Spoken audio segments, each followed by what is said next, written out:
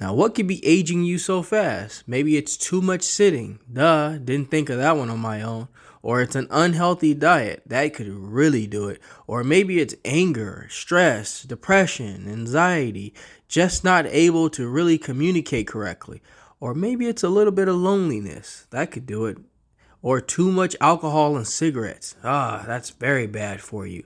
Or lack of sleep. That can make you very angry. Think about it. Are you getting enough sleep? Talk about the positive end of things. Let's work on developing a great personal connection with a group of people or someone that you really enjoy spending time with. That's going to help with stress. Adequate sunlight. Less of that blue, nasty light that we talked about before.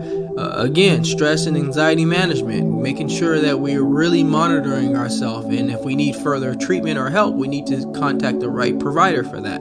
Whole food based diet, getting your fruits and veggies and whole foods and grains and things like that is going to really help you. Daily movement, constant movement if you really can. If you have the time, exercise at least 2 to 3 times a week is going to help you really slow that aging down, as well as the big golden ticket one, adequate sleep.